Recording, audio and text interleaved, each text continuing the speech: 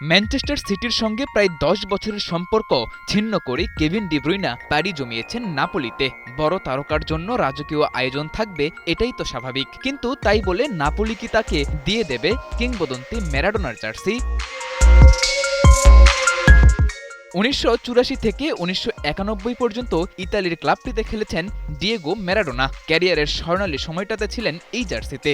নাপোলিয়ান সমর্থকরা আজও তাকে প্রভুর মতো শ্রদ্ধা করে, আর সে কারণেই সেই ২০০০ সাল থেকে প্রিয় খেলোয়াড়ের ১০ নম্বর জার্সিটাকে একরকম অবসরে পাঠিয়েছে ক্লাবটি। তবে সময়ের সাথে তো অনেক কিছুরই পরিবর্তন হয়। সেই ধারাতেই হয়তো কেভিন ডি ব্রুইনার প্র্যাকটিস কিটের নাম্বার 10। নাপোলির অনুশীলনে ব্রুইনাকে ১০ নম্বর জার্সিতে দেখা গেলেও বিষয়টি নিয়ে এখনও মুখ খোলেনি ক্লাব কর্তৃপক্ষ। তবে গুঞ্জন আছে ম্যারাডোনার মৃত্যুর পর আবারও তার আইকনিক ১০ নম্বর জার্সি ফিরিয়ে আনার সিদ্ধান্ত নিয়েছে নাপোলি, যা উঠতে পারে বেলজিয়ান মিডফিল্ডার কেভিন ডি ব্রুইনার গায়ে।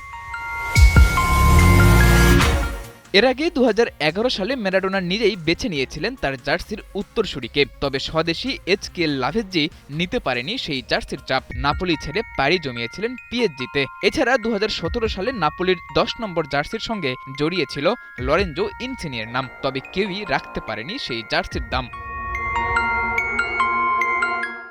ম্যান সিটির সাবেক তারকা ব্রুইনা যদি পেয়ে যায় ১০ নম্বর জার্সিটা, তবে সমর্থকরা আশায় থাকতেই পারে। কারণ গেল ১০ বছরে সিটির হয়ে জিতেছেন ৬টি প্রিমিয়ার লিগ, একটি চ্যাম্পিয়ন্স লিগ, ২টি এএফএ কাপ ও ৫টি লিগ কাপ। ম্যারাডোনার মতো কিংবদন্তিদের কাতারে এখনও যেতে না পারলেও নাপোলির ১০ নম্বর জার্সির জন্য ব্রুইনার এই পরিসংখ্যানই যথেষ্ট। সাদাতুর রাফি, ৭১।